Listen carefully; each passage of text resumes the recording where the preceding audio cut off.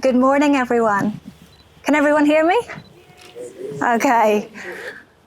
And a very big welcome to the Ningking family Chinese market garden settlement on this absolutely amazing winter's morning. We could not have picked a better day. For those of you who don't know me, my name is Arlene Baird. I am a heritage planning consultant with ERA Consulting, and through one way or another, I've been involved in this site for about the past 5 years or so. Today, I'm going to be guiding you through the event. We have an absolutely amazing lineup of speakers for you today. Within our first half, we're going to be hearing from Ashburton District Council and from Heritage New Zealand. And then the second half is going to be dedicated to the Ningking family descendants.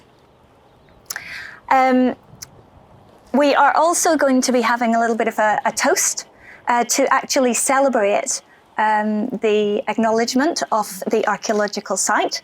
And then afterwards, we're going to retire back to the council chambers where we're going to have a little bit of light lunch. Okay, just before we get started, a couple of little safety measures which we need to mention. There are a number of hazards on the site, and because of that, we do ask you to stay in this central area. And please do not go round the back of the buildings or further down into the site in this direction. At the end, what we are going to do is open the doors into the buildings so that you can have a little bit more of a closer look, but we can't actually go right inside. In the unlikely event of an emergency, we just have the one entrance and exit point over here. So please just make your way back through that, congregate on the grass to the right-hand side of the entrance, well off the road. Okay, without any further delay, I'd like to introduce to you Councillor Lane Bram. Councillor Bram is the chairman of the Chinese Settlement Working Group for the Council. Today he's going to officially open our event for us, and he's going to welcome you all on behalf of the Council. So please give a warm welcome to Councillor Lane Bram.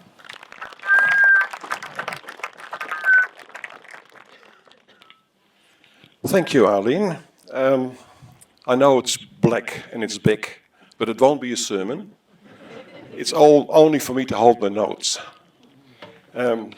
Also, I promised my darling wife to be short and sharp. And I said, yes, darling. Not that it means anything, but I've tried to keep it short and sharp. So I am here to welcome you all officially for the Ashburton District Council. And it's a pleasure to be here. And it's a joy to be here, to be honest. That's personal. I have to start naming some people, some guests here, and I will do that for a start, and then we've got the official part done, and I can do something else for you. So we've got Mrs. Emmy King, the president of the Canterbury Chinese Association, Mr. Derek Lowe, the vice president, and Mrs. Lois King and Mr. Tim Nee, who are community members. Nice having you here. Also, we've got Heritage New Zealand, Pouhere, Taonga. How's that for a Dutchman? That's what I thought too. Took me a week. So, I mean, we've got some people here I'd like to acknowledge as well for their part in this. The CEO, Andrew Coleman, just wave. Thank you. We've got the local Canterbury and West Coast manager, Dr. Christine Webre. And we've got a fellow, I can't really pronounce his name, but I will try it. Archaeologist Frank Vander Heijden. Good to see you all. Really also, it was mentioned before, I'm the chair of the working group, but we've got some people here. Two can't be here, there's Madam Mayor and Thelma Bell. But there's two members here as well of the working group who I like to acknowledge. That's Mark Malcolm, if you can just shake a hand, and Councillor Selwyn Price. So they were certainly a big part of the committee to get it going this far. Right. I missed one group of people who are really special guests. And to be quite honest, that's most of you, the families. The families here are why we're here for. So you are the guests on your own place, but you are the special guests here. And I'm more than happy to stand in front of you and acknowledge you for that reason. Like Arlene said before, there's good speakers here, so I can make it really short, and I will, if I can fold a bit of paper. And I just do only a small wee part of the presentation, and that is from the start till here. So there was a memorandum of MOU, memorandum of understanding done in between the council and your families. So that happened in March 2013. It was a gift, but to be honest, I don't think council and the district knew what to do with it. It was a gift given, but we had no idea what we were given or what it could be. You know, we knew there was a bit of land and some old buildings, but it's quite a bit more than that. So, with the working group, we had certain ideas. And I mean, we were not always on the same side. And that is part of a working group. You know, that's how it works. You come up with ideas and you think you know it, but you don't know it at all. So really, the more you start looking at this place, you see more than a couple of old buildings. You see more than an empty paddock, what was mown once or twice a year. So you really, especially for myself, but I think the other members as well, you start looking what it is. What is this gift? And really, it's a gift of a great story. Your families. Your people came out here in poverty, had to pay a tax. I came a wee bit later. I just flew in. I didn't pay anything. Well, only my flight. Yeah, but I mean, there was some injustice being done in those days, and I acknowledge that. Like I said, for me it was easy. My darling wife was next to me. We just started. That was it. So, it's a gift to keep. It's a story to tell. Family stories, immigration, hardship. But it's a gift to cherish, as far as I'm concerned.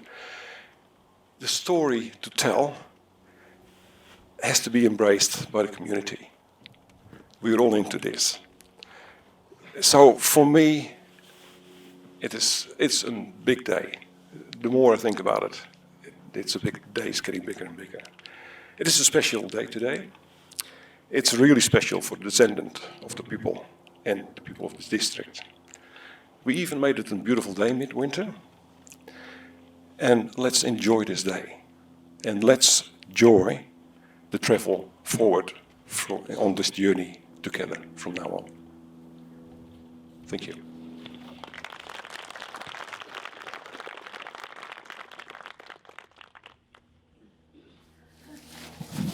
Thank you very much, Councillor Brown. Now, before we go on to our next speaker, it might just be useful because I know that the people who are here today are from a lot of the family members, obviously, but also a lot of other people who've been involved in the site one way or another. And it might be good just to have a little bit of background before we move on to our next speaker. This site is unique. It is the only remaining Chinese settlement that has links back to the early 20th century market gardening in New Zealand. And we're here today to celebrate its declaration as an archaeological site. We can't underestimate the importance of this. Declarations are rare, and they are reserved for just the most special sites in the whole country. As it stands at the moment, there are only 7 other post-1900 sites that have been declared in the whole of New Zealand. As such, this is such an enormous day for the Ninking families, and it's also an enormous day for the Ashburton district. This site is important for a number of different reasons and on a number of different levels. It is obviously of high ancestral value to the Ninking families, and it is absolutely wonderful to see so many of you here today. I know a number of you have made a real effort to be here, and we really do appreciate that, and thank you. Secondly, it is of value on a local level, in that it tells the story of the early Chinese settlers into the Ashburton district. how they integrated into the community, and indeed how important they were as business owners and as suppliers. And then thirdly, as we're going to hear later this afternoon, once it is declared, then it's an acknowledgement that it is also of national significance as well. And we're going to hear more from Heritage New Zealand on that later on. Now, as I said, a large number of organisations, groups and individuals have been involved in the protection of this site already to date. Today is a fantastic opportunity for a lot of those people to come down onto the site, to meet with the family members and to celebrate this progress. I think that everybody involved has realised that the protection of this site is definitely a marathon rather than a sprint. It started way back in the mid-2000s when the families first started to have a bit of a chat with the council to see if there was any way that they could work together to protect these very special buildings. What we aim to achieve through today's speakers is to, I suppose, take you on a bit of a journey of information, just to show you how we have made it from that first conversation right through to today's celebration. And to kick off that journey of information, we have Rachel Western. Rachel is the Commercial Property Advisor for Ashburton District Council. And if I'm very honest, Rachel has been the backbone of this project over the past year. She has juggled a lot of figures, she has juggled a lot of people, and in some way or another, she has managed to keep things moving forward in a way that was both appropriate for the council, but also respectful to the Chinese families who are the landowners. So please give a warm welcome to Rachel Western.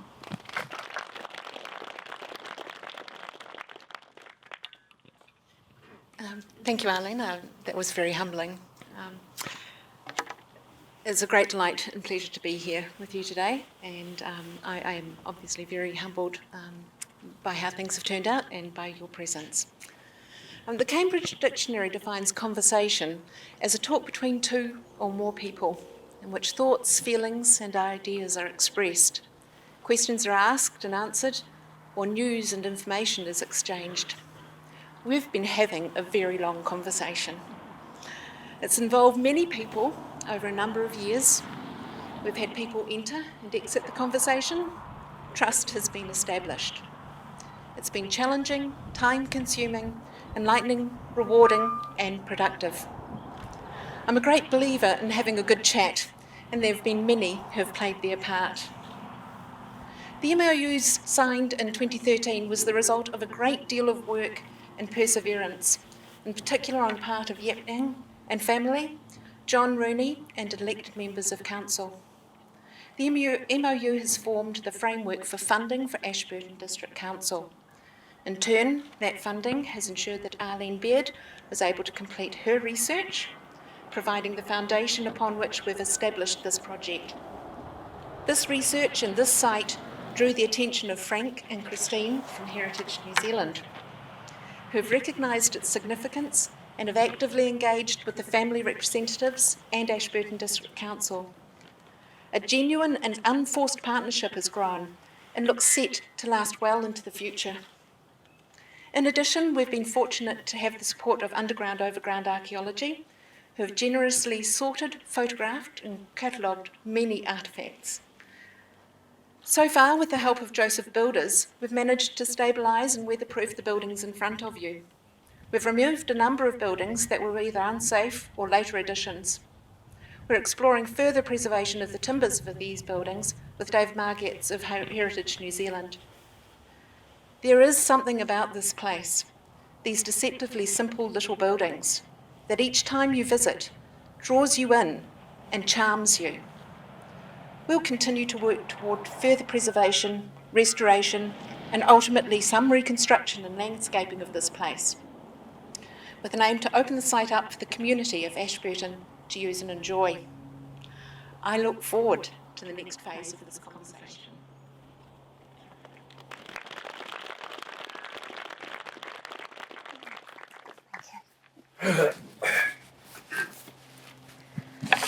Thank you very much, Rachel.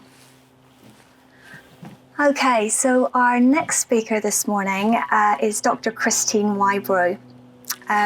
Christine is the Canterbury and West Coast Area Manager for Heritage New Zealand, Pouhere, Taonga. And Christine has been extensively involved over the past year in this site, both in terms of the general advice and guidance that she has provided for the protection of the buildings, and also in terms of the moving forward with the declaration, which at the start we didn't even have any idea that would be possible for this site. Christine is going to speak to us a little bit today about how Heritage New Zealand actually got involved in the first place, and the role that they're currently playing, and also how she sees things as time moves forward and Heritage New Zealand keeps involvement in the site. So please welcome Dr. Christine Wybrow.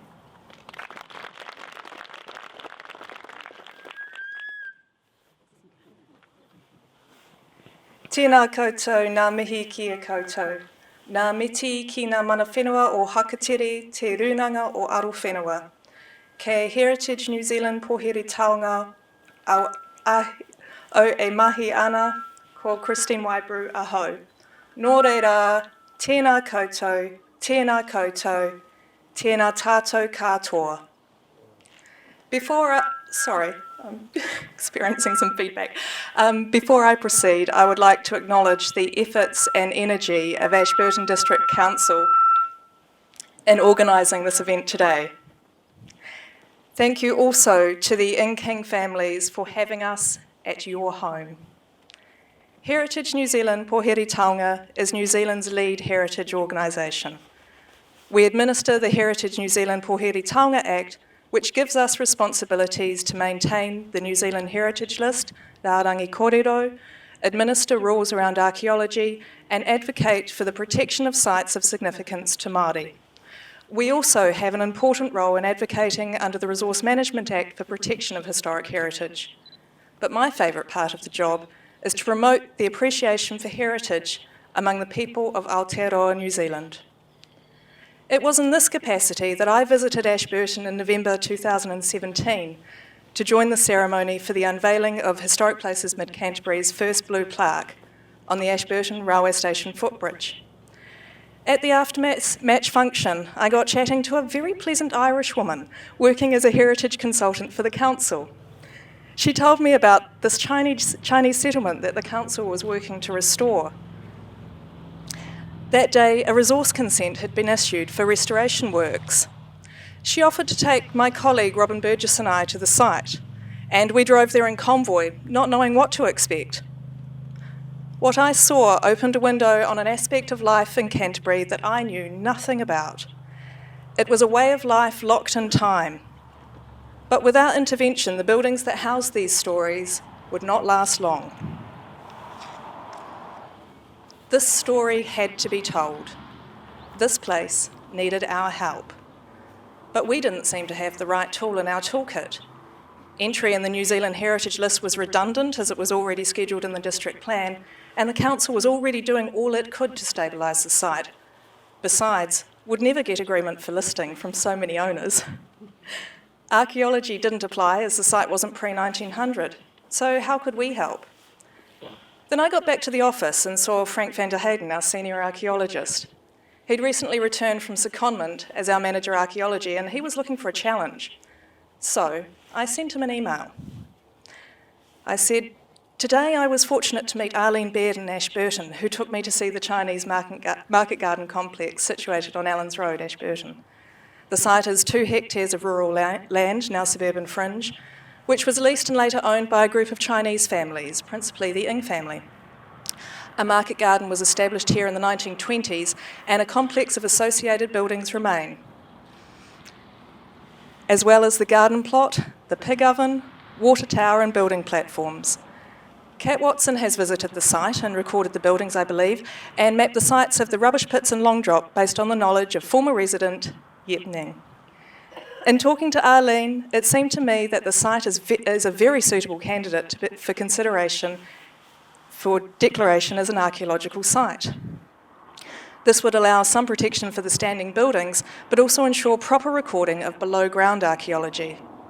The site is rare for its association with Chinese settlers. I know of no other equivalent site in Canterbury. Keep declaration in mind as a future project, perhaps for the next financial year, if you are inclined. Frank was inclined. There have been many highlights for me in this project. Getting to know the story of this place, meeting the families and building a relationship with you, working with the courageous and ceaselessly impressive duo of Arlene and Rachel. But best of all, I got to see Frank be a real archaeologist again. Kia ora.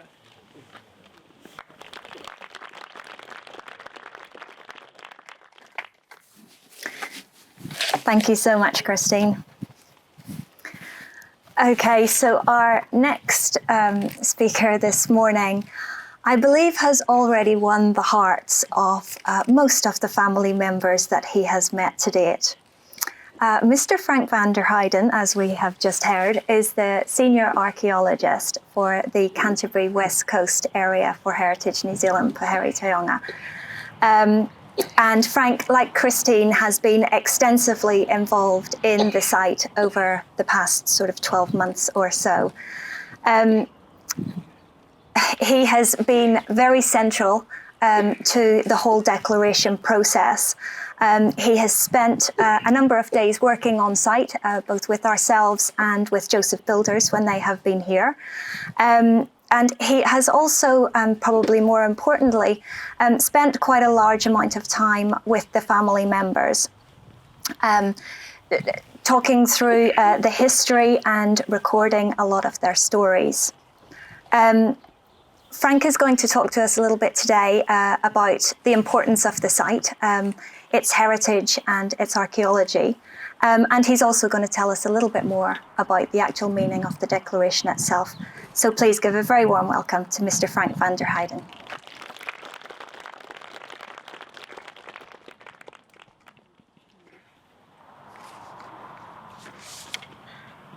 Thank you, Arlene. And thank you all for being here. It's a great honor to stand here before you today and celebrate with you this special occasion. As Christine said in her talk, I got involved when she emailed me on 24 November 2017 with the idea to consider this site worthy of declaration as an archaeological site. She finished her email with, "I think you could really enjoy this." And how right she was. Admittedly, I did know very little about Chinese market garden sites, in particular 20th century market gardens, and about the Chinese who came to New Zealand in the first half of the 20th century. Because as an archaeologist working for Heritage New Zealand Pouhere Taonga, I mainly deal with pre-1900 sites, as the pre-1900 date is part of the Act's definition of an archaeological site. So before embarking on this project, I was familiar with the Chinese gold mining sites and associated settlements such as Lawrence and Arrowtown. But as you know, these date to the 1860s to 1880s.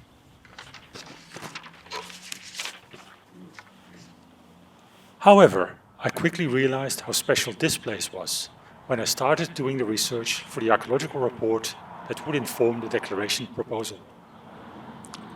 It started with the work done by others who had prepared detailed descriptions of the settlement and its buildings, Catherine Watson and Arlene Baird in particular.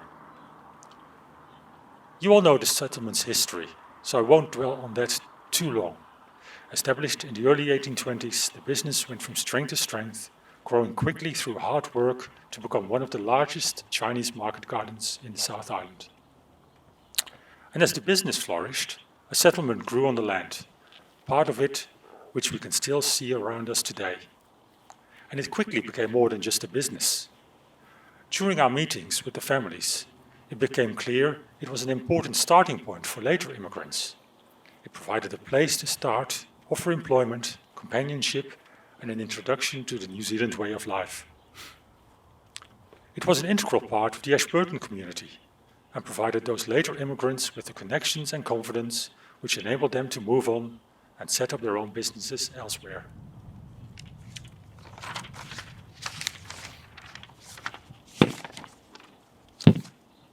And during my research, it became clear that these aspects made the settlement special and stand out from other market garden sites. Market gardens, with associated shops and hawkers, were common throughout the whole of New Zealand in the late 19th and early 20th century. As an archaeologist, I was most familiar with the Archie Market Garden, established in Auckland in 1882, and excavations undertaken in 2007 to 2009 showed the archaeological potential of such sites. Remains of house foundations, brick paths, drains and a wash station were found, as well as large amounts of artifacts and food remains.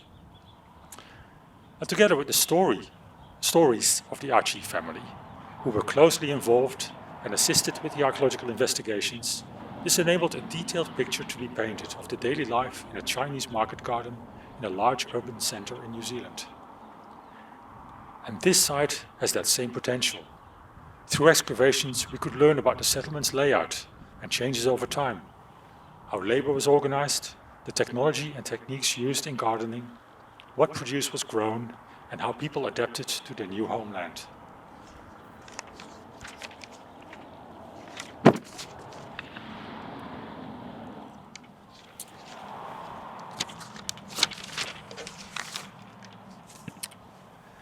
And the beauty is that here many of the buildings, the functions of which are known, are still present. And these aspects give this site a whole new dimension, and as far as I can tell, make it unique to New Zealand.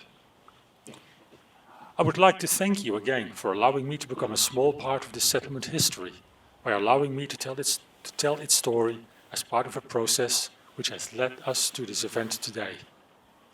Thanks to the families who were willing to share stories of life at the settlement, to the Ashburton District Council who provided support, to Arlene Baird, who has been such an enthusiastic driving force since getting first involved, and to Christine Wybrew, my manager, whose email back in November 2017 marked the start of my involvement.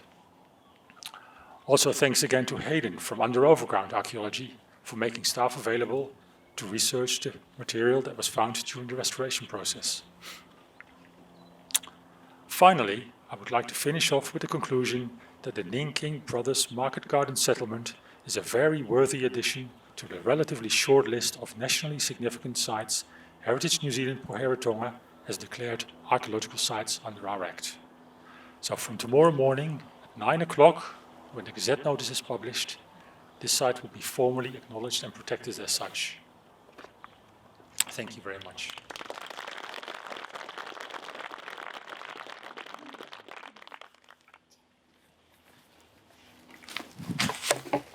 Thank you, Frank.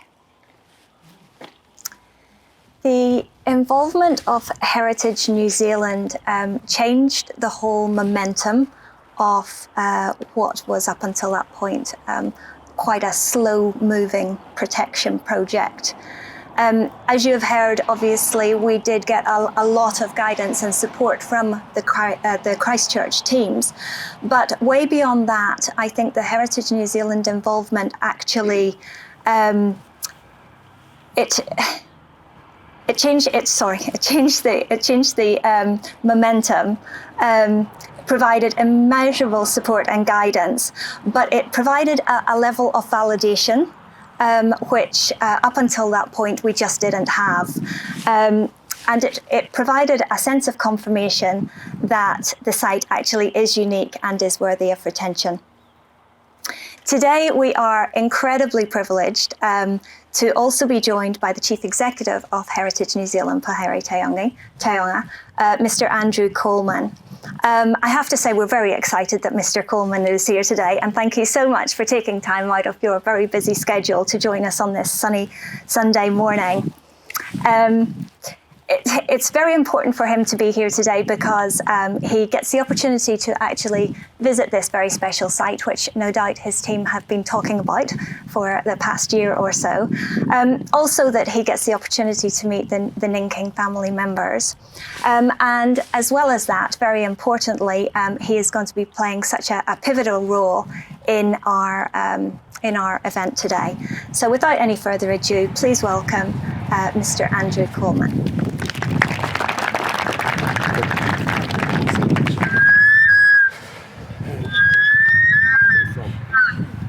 Do I have to stand here and hold this up like this the whole time? Oh. Morena, and good afternoon, everyone. It's an absolute pleasure to be here, to see all of you folk here for this very, very special occasion. I have a Māori proverb that I start my speeches with normally, and I'm going to offer it to you today because with what we're here for today, I think it's a very poignant one. Kia hiwa rā, kia hiwa rā, kia hiwa rā ki tēnei tuku, kia hiwa rā ki tērā tuku, kia hiwa rā, kia tū, kia iho, kia mātara, tihei Māori ora. So in short, what that means is that we're in such a special place that it is right to acknowledge it and to respect it for all that it has and all the stories that it has with it. Kia tū means to stand up. We're going to stand up and we're going to respect this place for all time. Tihei Māori ora says it's the breath of new life. And so today, it's behoven on all of us to stand, to deliver, to respect this very, very important place of the King family settlement here. I feel a bit cheated, it's fair to say, because I'm standing here with this beautiful building at my back. I so much want to turn around and speak to you by looking at it, but I better not, seeing as you're all here, and you get the opportunity to see what is behind me. There are a number of important people here today who have played many, many important roles, and before we get to the formal declaration, it's behoven on me to acknowledge them. The King families in particular. As others have said, this is your home, this is your place. Someone once said to me, why is archaeology important to New Zealand? And I said, well, the reality is that most of New Zealand's history is below the ground, and our stories are below the ground. The most pleasing thing about this site, and part of the significance of this site, is that yes, there is a story that sits below us, but pleasingly there's a really fantastic story that sits above the ground as well, and it's that connection of stories that is so important to your story that I was pleased to be able to offer to the board of the Heritage New Zealand Pouhere Taonga organisation only but a week and a half ago. It was the culmination of all the work that has already been offered to you today by way of words, and all the effort, yours included, that has gone towards our board and council. They are very, very important messages, and like you, we want them to always be acknowledged as significant. We want them always to be acknowledged as New Zealand Aotearoa's stories, an important part of our collective story. So I do sincerely honour the Ing and King families, yours, predecessors, and those from your family who will follow you. This will be always known to New Zealand as a very, very important and significant site. As you've experienced already today, there are a number of professionals who bring their special skills to this place, whether it's the Ashburton District Council, and I acknowledge the councillors and others representing the Ashburton District Council here today, whether it's the profession of archaeology, and you may have heard the name Kat Watson mentioned. I happen to look over and I see Kat here today. Kat is the president of the New Zealand Archaeological Association.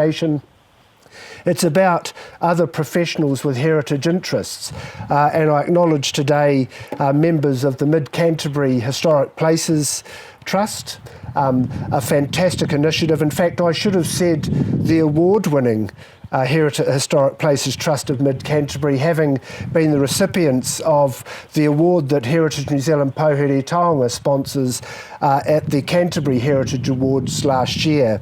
I acknowledge members of Historic Places Canterbury and acknowledge them here today. There's a wide range of heritage interests. I do want to acknowledge the professionalism of our own people from Heritage New Zealand, Pouhere, Taonga. We're really, really proud of what we bring to these places for New Zealand. And I do acknowledge both Christine and Frank and others from our organisation who have undertaken a good deal of work to get to this place, to this point in time. I've got a list here, and it's a little bit embarrassing because once you start mentioning names, you're bound to miss someone out. That's a bit unfortunate.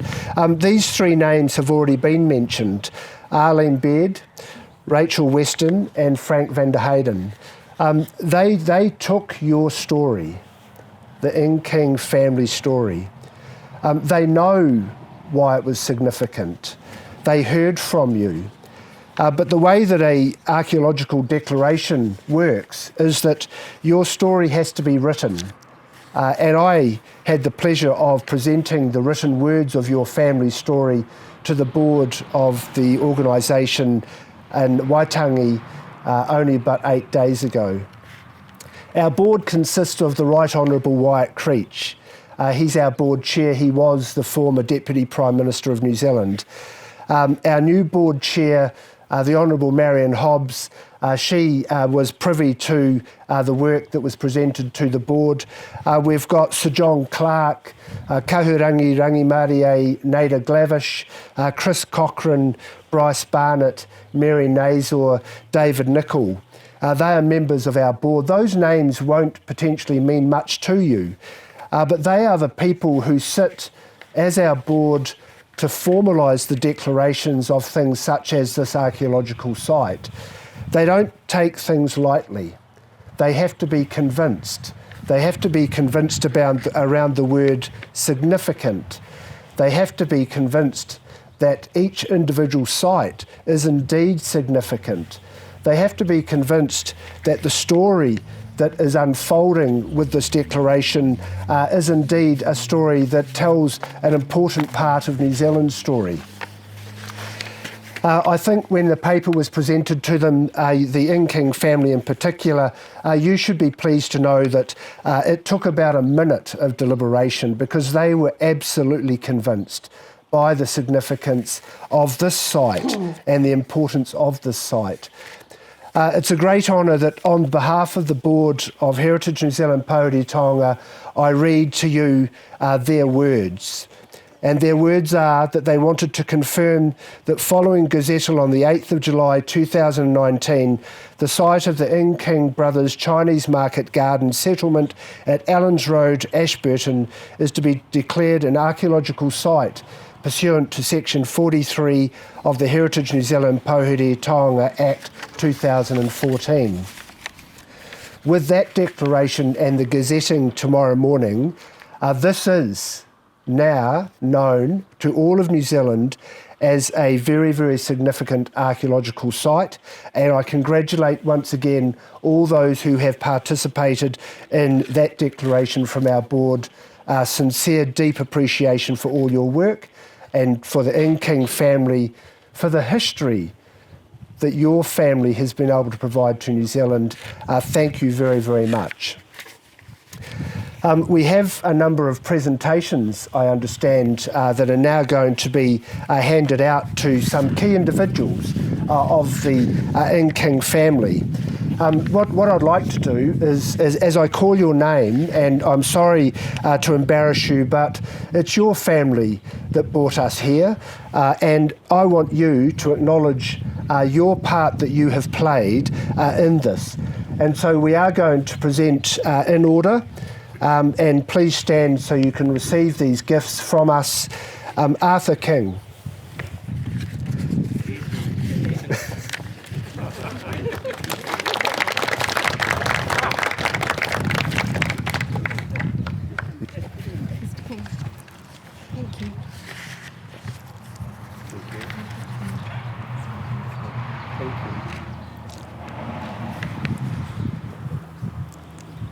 I call upon Harry King.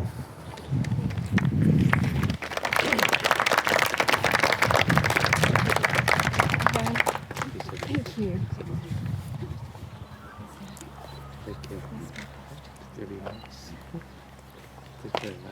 Well done. I call upon Wing King.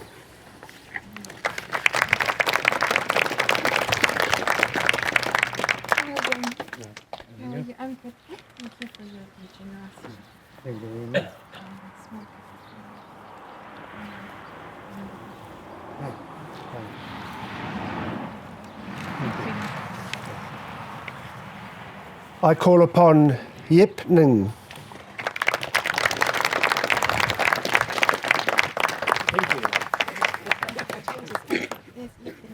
Thank you. Please. Thank you. Please have it. Thank you very much. Well done. I call upon Fred Ing.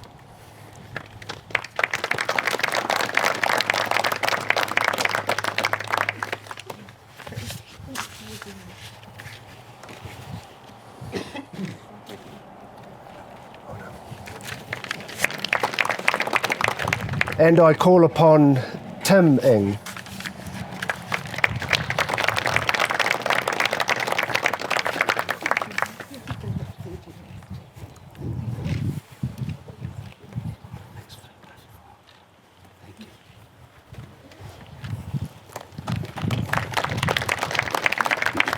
So thank you for being the recipients of those gifts, for acknowledging the story that you now hold in your hands, the story, as I said, that led to this direct declaration of this important site.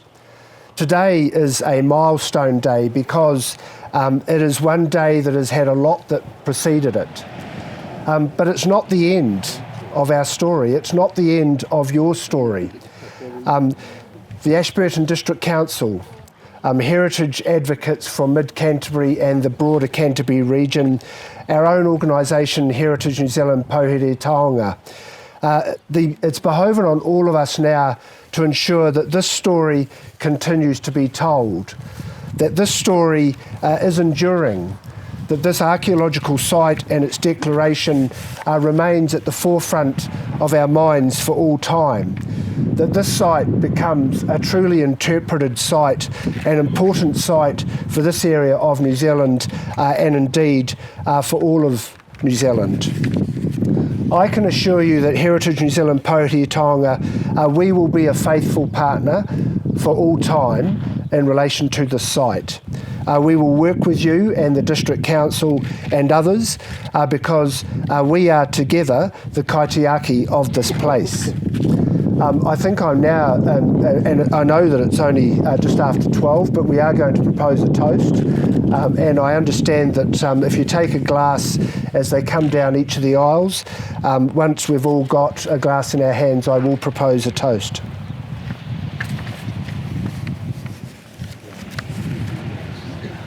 Thank you very much. Champagne.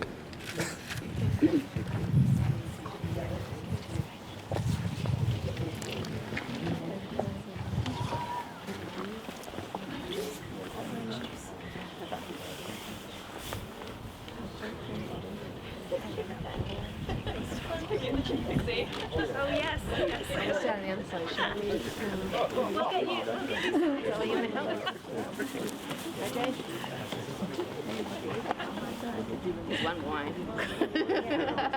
Thank you. You mean? Yeah.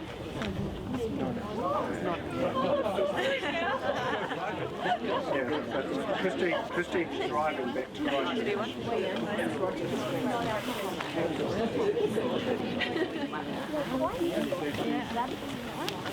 Wine is in the next drive. Orange juice. OJ? OJ? You guys want OJ?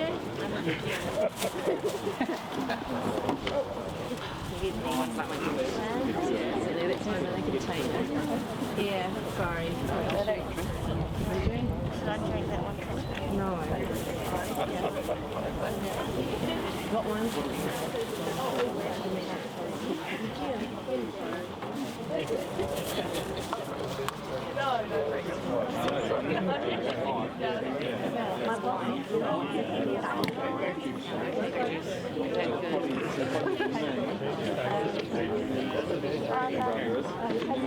I think we're nearly there.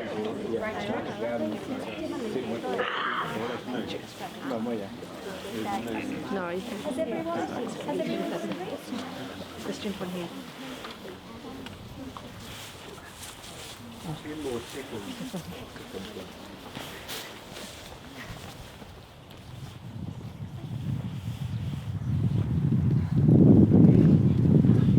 Ladies and gentlemen, it is indeed a great honour to stand here today and propose a toast to the King Brothers Chinese Market Garden Settlement, New Zealand's newest declared archaeological site. Ladies and gentlemen, to the King Brothers. Cheers.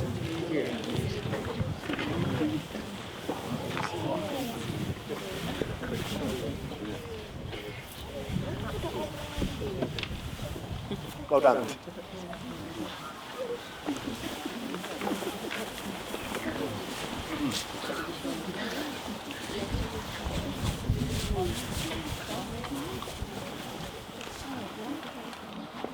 Thank you so much, Mr. Coleman. Sir. The opportunity to work with these very special heritage buildings has been an absolute pleasure. But I'm sure that I probably speak for everybody who has been involved when I say that the real privilege for us has been in forming such a special relationship with the King family descendants. We have been honoured and we have been really humbled that they have opened up to us in the way that they have, that they have shared their ancestry, their family history with us in the way they have, and that they have trusted us with their very special property. I have great pleasure today in introducing a number of the family members who are going to come up and speak with us. Each one of these members represents one of the original founders of the King Brothers settlement.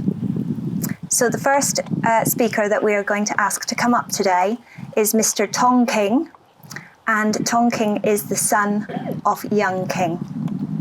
Please welcome Mr. King.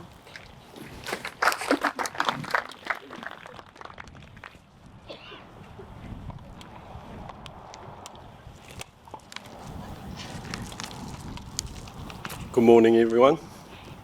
Firstly, on behalf of our family, I would like to thank Aileen and Rachel, who had the passion to get this project going after Finzi Valente preliminary work.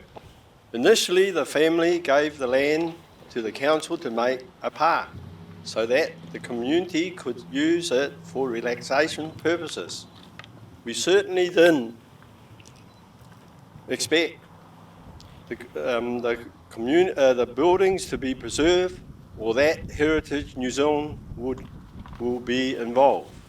Now, many thanks also to Frank and Christine from Heritage New Zealand South, who put together the proposal to the board of Heritage New Zealand for the site to gain heritage status.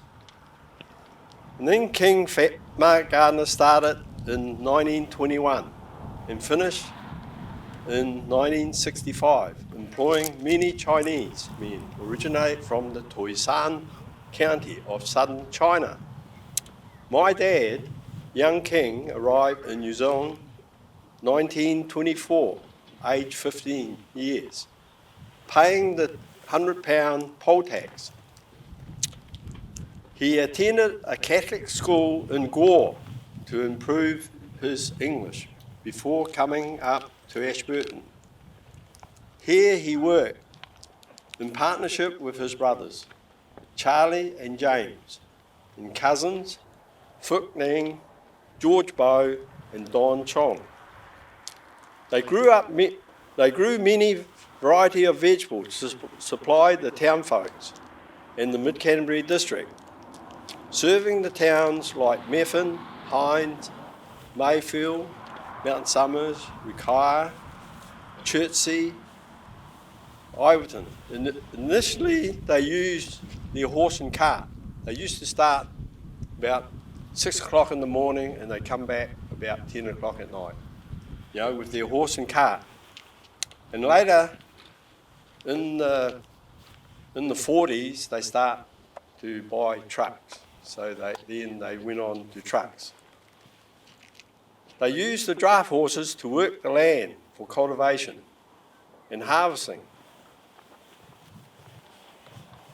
As growing potato was their main crop and fresh peas for Christmas, many local schoolboys were employed. Most of the settlement children worked in the garden or the shop as they grew up. The settlement consists of 3 sleeping huts for the workers. The huts is over there, that's the sleeping quarters, if you like to put. There's 1, 2, and there's one at the back of the building. And in the front here, we've got the communion room in here, the office, and that was the cookhouse. And then the storeroom and the workshop at the back. And over there is the main thing, is our pig kill, and the big garages were in the front, the bathhouse behind you, and the garages along the front, and the shop right in the corner. And brick kiln was mainly used for celebrations on Sundays, that we have our celebrations here. Behind there we got the stables and the fowl houses, which they rear chickens and ducks for their own consumption. And the draft horses were kept over there in the stables, and that's to work the land.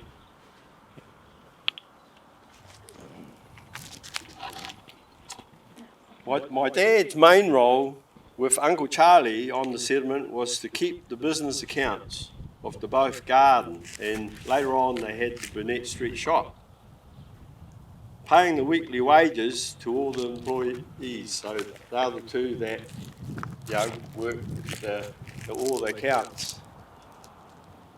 I arrived in Ashburton at the age of 4 with my mum, sister Sue, brother Yip, and Hong, and cousin Wing.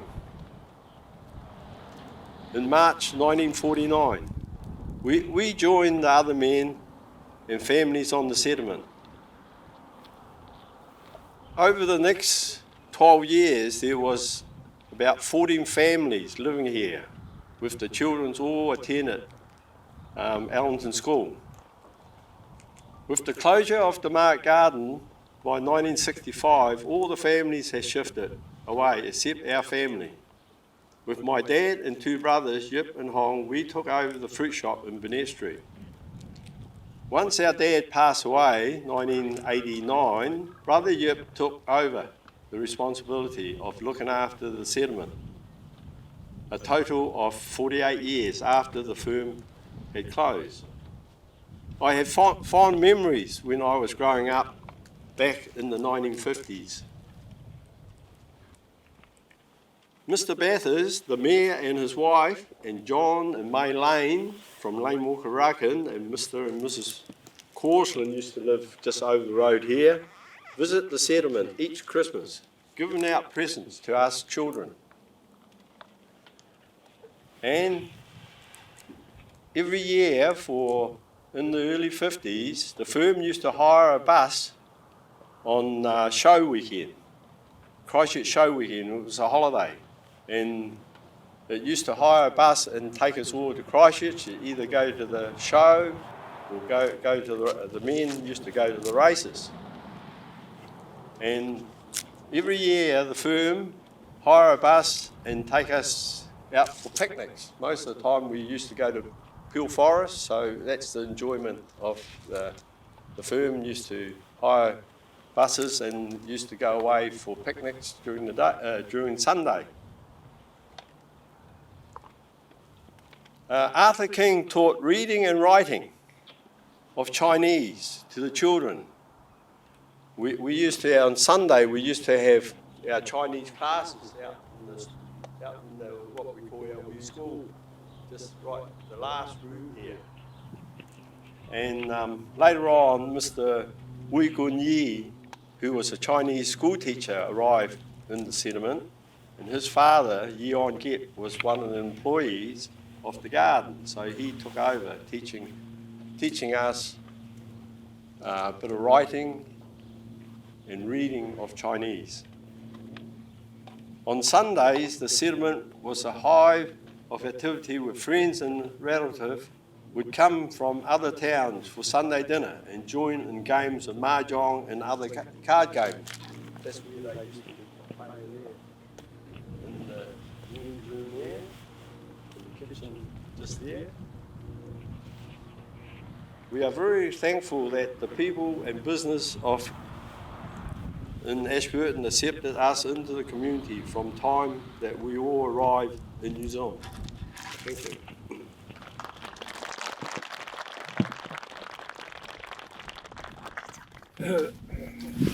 Thank you very much, Tom. Okay, our next family speaker that we're going to have this morning is Miss Andrea King, and Andrea is the granddaughter of James King.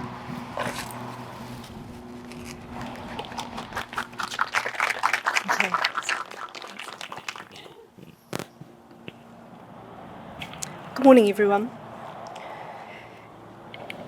As a collective, we're indebted to Frank, Christine, Rachel, and Arlene for their driving passion and dedication in successfully seeking heritage status for the Inking Garden settlement. The respect and support shown to our families has been unwavering.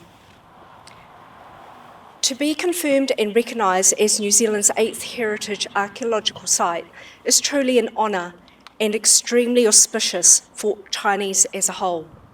I'm certain our dearly departed relatives would be absolutely stoked and partying up in heaven. Today is not just a celebration of heritage status, but also a celebration of their legacy and the sacrifices they made to better the lives of future generations. They didn't have the benefit of modern technology. We are the lucky ones. I'm Andrea King, youngest daughter of Arthur King, who is the eldest son of James King. My grandfather returned to the homeland of Tosan on many occasions since his first arrival in 1920. As a strapping young 17-year-old, my father arrived in New Zealand a few days before Christmas 1949, together with his father, stepmother Kamsar, brother Harry, sister Jean, and cousin Sam. Dad's time at the Inking Gardens was broken over a period of several years, during which he too became a partner by taking over the share of his maternal uncle, Heijden, who had earlier returned to China. His main duties included feeding the Clydesdale horses each morning, the planting and harvesting of crops in preparation for the markets. He also assisted Uncle Charlie, or Great Uncle Charlie, in the preparation and cooking of meals for the Inking commune. The pig oven, over there, was fired up every fortnight. Dad was one of two people responsible for slaughtering the 100-pound pig they would order. He worked hard and very long hours. Those work ethics are instilled in his children and grandchildren. To learn English, he enrolled at Allenton School, but after 1 week, he became frustrated and humiliated by being placed in a class of 5-year-olds. So he enrolled in night classes at Tech for a year. He thought he could further improve his English by meeting fortnightly at Radiant Hall to dance with the local ladies. He loved dancing, or so he tells us. Unfortunately, many of his dance partners finished their evenings with holes in the feet of their stockings, only to prove he was not a very good dancer. My parents relocated to Wellington and eventually took up a partnership in the Shanghai restaurant for a couple of years before moving on to run a dairy. At the request of his father, James, they returned to Ashburton with their 2 young children to operate the Snowdrop restaurant in partnership with his brother Harry. Within a few years, the family grew to 4. The King Gardens partnership by that time was nearing an end. Ashburton is the final resting place for that of his parents, some of his uncles, aunties and cousins. Although we now live in Christchurch, to him, Ashburton is still home. Thank you.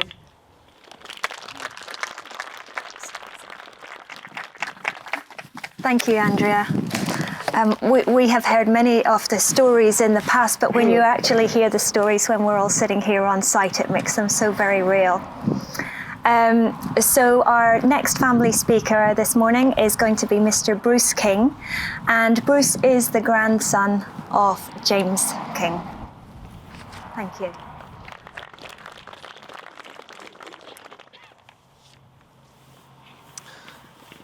Hello, Aigahao, kia ora. I am Bruce, the grandson of James King. My father is Harry, seated here in front. Dad came to New Zealand when he was 16 years old.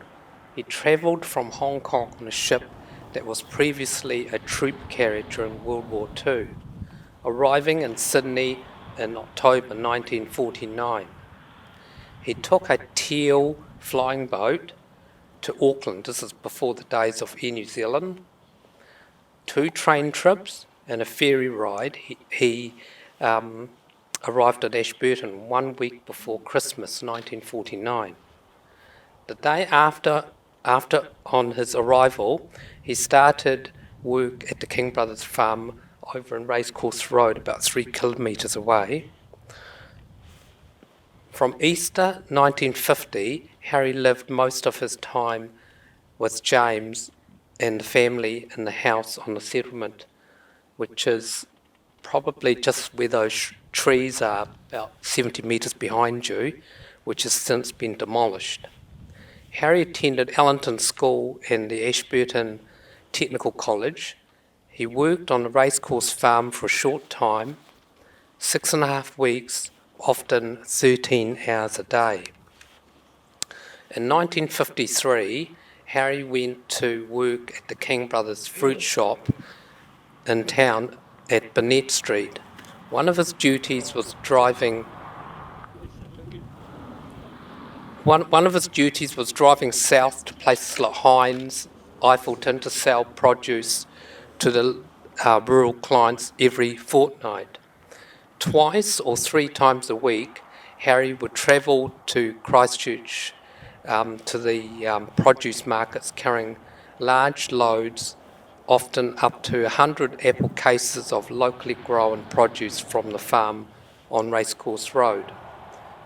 In the early 60s, Harry and older brother Arthur purchased the Snowdrop Milk Bar and Ice Cream Factory. They produced the famous famous Snowdrop ice cream, and later served fish and chips and Chinese meals. I myself have vivid and fond memories of the settlement from my childhood, particularly the smell and the taste of the fresh roast pork from the pig oven that you can still see over here. This coming January, it will be 100 years since James King first came to New Zealand in 1920. It is a significant milestone for the family. I am proud and honoured that the settlement is being declared an archaeological site. Thank you.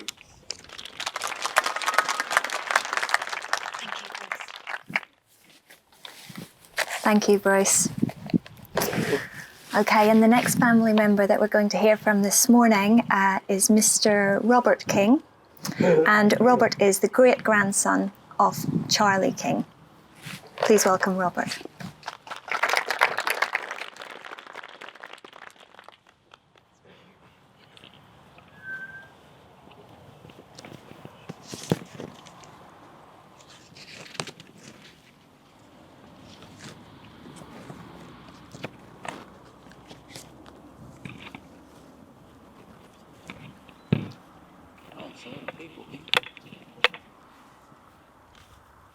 Working Group Chair, Lane Brown, councillors, Andrew Coleman, Frank, Christine, Arlene, Rachel, Ruben, Mr. John Rooney, who I met today for the first time, that I've heard so much about, wherever he is. Ladies and gentlemen, friends, family members, ni hao, tēnā koutou katoa, greetings everyone. Charlie King, also known as Eng Shing, also known as Ng Si Kun, also known as to many others, Charlie Buck, Bakong, and probably many other names. Regardless of what he was called or how he was addressed, it was always done with respect. Charlie King was my great-grandfather. He arrived in New Zealand on the 7th of January 1920 on the SS Mahino, a sprightly young 21-year-old. He paid the notorious £100 poll tax to enter New Zealand, and he lived in Gore for a few years. Then he was called to help with the new King Brothers adventure, market garden here in Ashburton. He soon became a leader, as was mentioned before by somebody else, a shareholder. He was one of the chief cooks in the market garden, and he was the paymaster. He remained here for 42 years on this site before he moved away to join with my father in a business venture, embarking into the fast food industry. That was in 1964. The Ng King brothers were unassuming Chinese men. They were unlike the newcomers of the 1990s. They were unlike the gold prospectors of the late 1800s. They were hard-working men. They were quiet, but they were confident. They were confident in what they were doing. Initially, they sent money home to help the families and the relatives back home. And then they began to build a life for themselves and their future families when they came out to New Zealand when immigration laws permitted it. We all wear different hats in our everyday lives, but we are all equal, the Māori say, in having mana in ourselves. The King brothers, they had that. They started this business in 1921 and establishing one of the most successful market gardens in New Zealand. They worked the land by hand, over 200 acres, I understand, by hand for probably the first decade or so. They used tools, they used horses, no farm machinery in those days. They hawked, they haggled, they influenced, they made friends in the community. They developed a huge respect, as Tong was saying before, in the Ashburton district. No supermarkets in those days. They were also respected by their respective families. Like the Māori culture, they were our elders. They had mana. You could feel it. When you got these guys together in a room, all together for a social function, you could feel it. Respect has been talked about today, and there was a lot of that in the community. And that is reciprocal in the coming about of the agreement in 2013, with the council taking stewardship of the property in return for the large open spaces, the recreational areas, protecting items of heritage, keeping the place tidy, and erecting a suitable memorial for the Chinese settlers that first came here to Allens Road. I wasn't a student of history prior to 2013. I went to Italy a couple of years ago, in Venice and Rome, and that got me really interested in history. And that was about the time that we became involved with this, and I was really interested. And I knew this place here was dormant. I've been here many times. I lived here. My very first childhood memories are of here, at this site. I lived here between 1962 and 1964. This is my connection with the land here, and it's also my connection with my great-grandfather, Charlie King. My mother and father, Wing and Sylvia, had a small hut just over there, behind that deer fence, just over there. It wasn't very big. It was painted light yellow on the outside, had a green roof, 2 rooms, a bedroom, a short hallway with a gas stove in it, a small kitchen with a small sink, an electric zip on the wall, some cupboards, some shelves, and a fold-up table. It was very cramped. Charlie had a hut just beside it over there. Those 2 buildings are not here now. 2 bedrooms, 2 rooms, 1 bedroom, 1 room, where they stored all their worldly goods. So things were very cramped in those days, but these were some of the hardships that Tong spoke about earlier on. I remember along there, just along from where that bus is, there used to be a long line of very tall trees. To me, as a probably 2.5, 3-year-old, those trees were the tallest things in the world. I played in the shingle outside the huts there with a little plastic bucket, red and white plastic bucket, red and white plastic shovel. And I would scoop, so Mum tells me, it into the bucket and tip it out again. Scoop it into the bucket and tip it out again. And that was in the heat and the sun. Beautiful days like this. There was no hole in the ozone layer in those days. Someone mentioned the inside of these buildings before. In those days, these buildings were empty. They weren't being used anymore. But it was a playground for me. And I used to roll batteries along those wooden floorboards, size D, ever ready, you know, the red ones. I used to roll them from one end to the other, so I'm told. Great fun. There was no PlayStation in those days.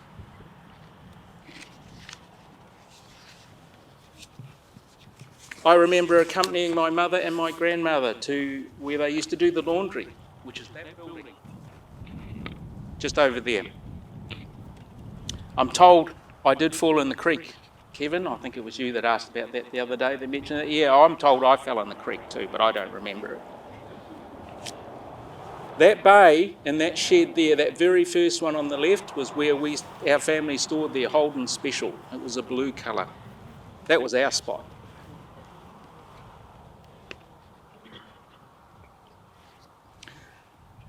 On your program, if you've got one, or any documentation that comes with the day, you'll notice the words King Brothers Chinese Market Garden Settlement. That's a lot of words. Sounds like a very long title, but there is a reason behind that.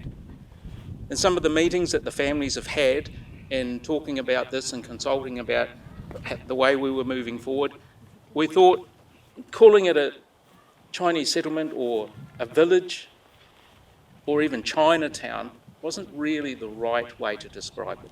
So we tried to incorporate the name of the place, which was King Brothers, and also incorporate in that a description of what it was. That's how we ended up with King Brothers Chinese Market Garden Settlement. So all that encompasses everything that it is. How precious is history? How precious is heritage? How precious is Taonga? Well, Frank and Arlene, you guys have taught me a lot. And we know a lot more about it, and we think about it in different ways than we used to. It is my honour to speak on behalf of Charlie King's family. He's our Taonga. Approval of this declaration is merely a one-stop along the way in our journey. That journey is to achieve the vision that's been spoken about already today, all those things in that agreement from 2013. Please look after it. The contributions made by many have been quite a lot. Contributions in time, contributions in energy, contributions in passion, enthusiasm. Most appreciated. Thank you very much. And it's nice to see the CEO here as well. So that's an extra plus for us. speaking of the heritage crowd, we talked about stories from way back earlier on. Here's a story from probably just a few months ago and meeting this guy called Frank.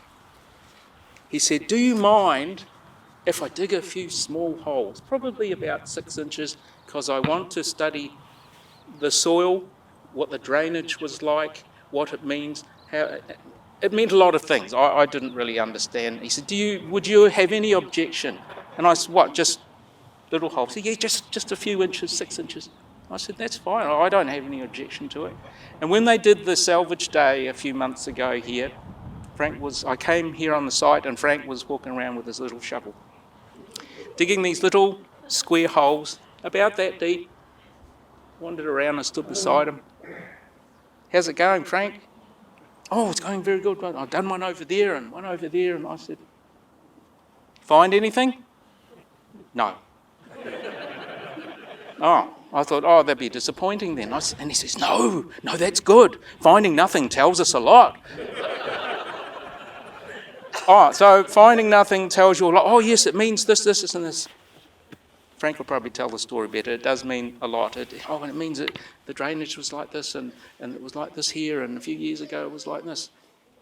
So, yeah, the stories are carrying on, and it's good. I'm glad I had that conversation with you, Frank. It was very enjoyable. Finding nothing means a lot.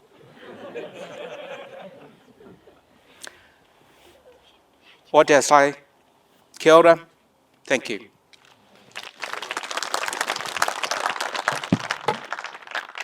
Thank you, Robert. Thank you, Robert. All of the practical on-site stories are fascinating, and it has been really interesting along the way as well to see how a lot of the childhood stories have related and been incredibly important to Frank and Christine in sort of formulating the story of the past. Things like Robert digging in the shingle. I remember Frank saying, well, that's fantastic. We knew there was shingle, so that was really good. So the next speaker we have up at the moment then is going to be Mrs. Emmy King. And Mrs. King is the president of the New Zealand Chinese Association. So please welcome Mrs. Emmy King.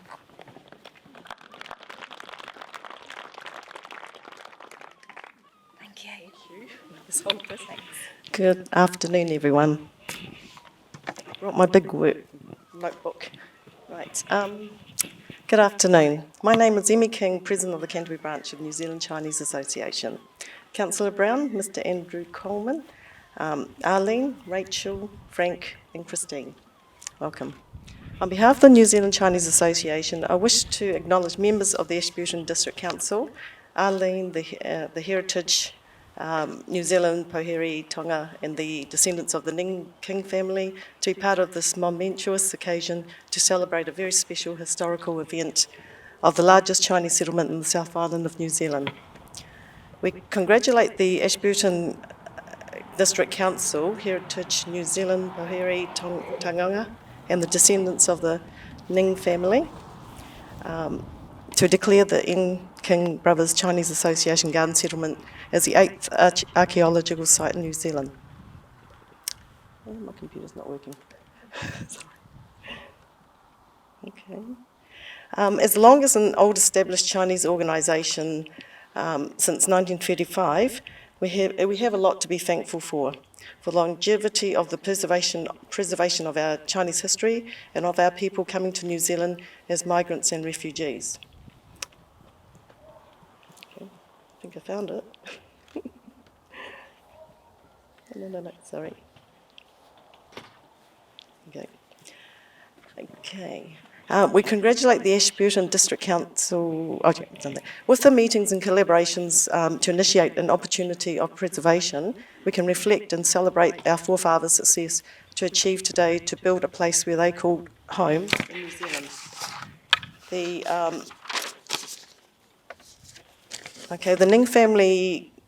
The Ning King family members not only worked extremely hard as market gardeners, but grew a community that shaped and connected people, families, both locally and nationally. In this, they gave work opportunities and supporting to the wider Chinese community groups. We acknowledge the King brothers who contributed to a very generous donation of funds supporting the purchase of our Canterbury Branch Association Hall. With 6 immediate descendants and links of the King brothers settlement in our Canterbury Chinese Association, and they missed out my husband Graham and Angelina as a past committee member, to voice the importance of Chinese community, which you can find in the NZCA publication of Sons of the Soil, leading on to the moving on with the family ties with the publication of Fruits of a Labour. We look forward to the many stories of the farm ship settlement to tell, to continue the longevity and legacy of the early Chinese in New Zealand for future generations. We thank you all. Thank you, Emmy. Thank you, Emmy. Now that brings us to the end of our listed speakers this afternoon. What I did promise before was that if there was anyone else who did have a story or who wanted to say a few words, either from the family themselves or anyone else who has been involved in the site, then we can give you an opportunity to do so now. So is there anybody else who would like to say? Yes? Great, thank you. Hello, my name is Kevin King. I'm the youngest son of Arthur King. He related a couple of stories to us recently about his time here. One of the stories was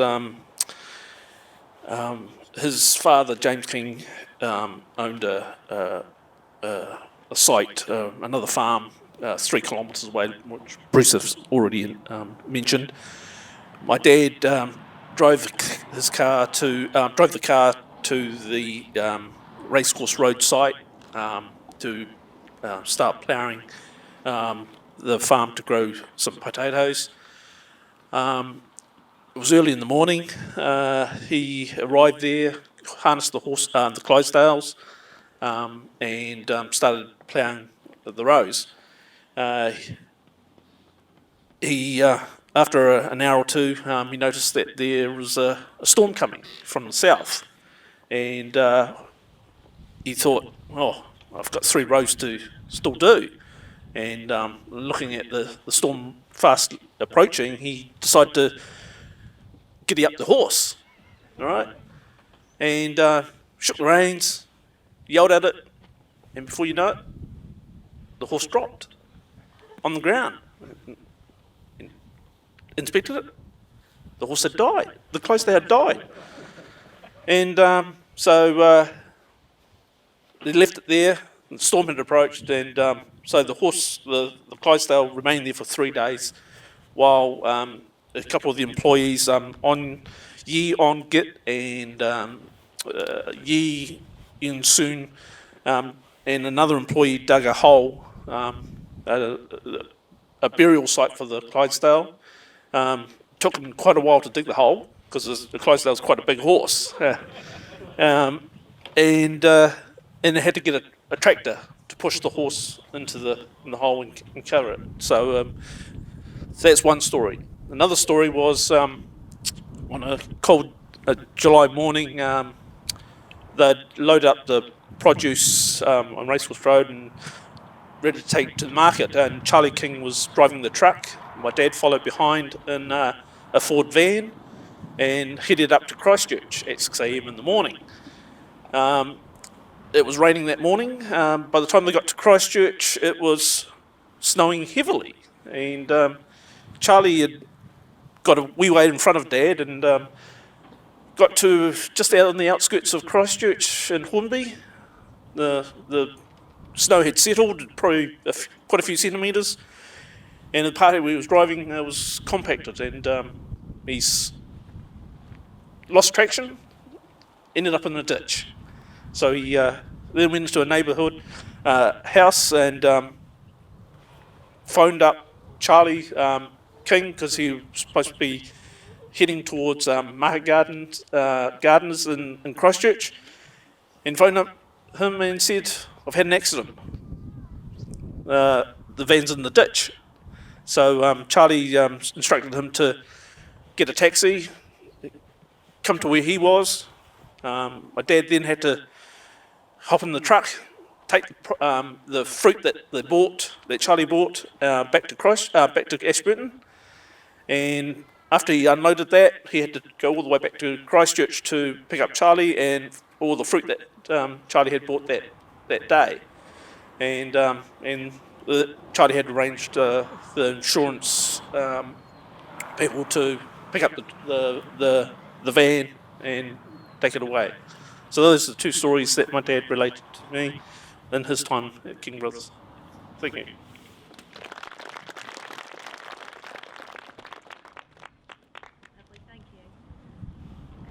Is there anyone else who would like to share a story or to say anything more this morning? No takers? Okay. All right, well, that brings us to the end of our speakers then today. We hope that you have really enjoyed our morning event, and perhaps that you have learned a little bit more about this very special site.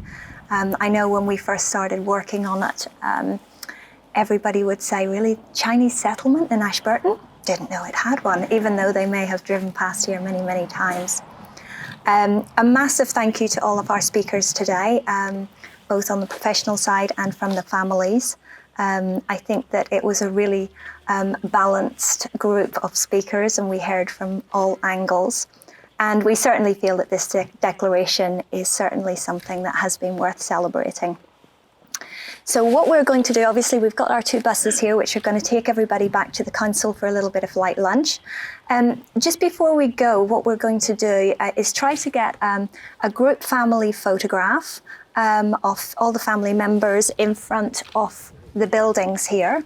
So if you just bear with us a little while we try to set that up. What we're also going to do, Rachel is going to open the doors, as I mentioned earlier, so that people can actually have a little bit of a look inside the buildings as well.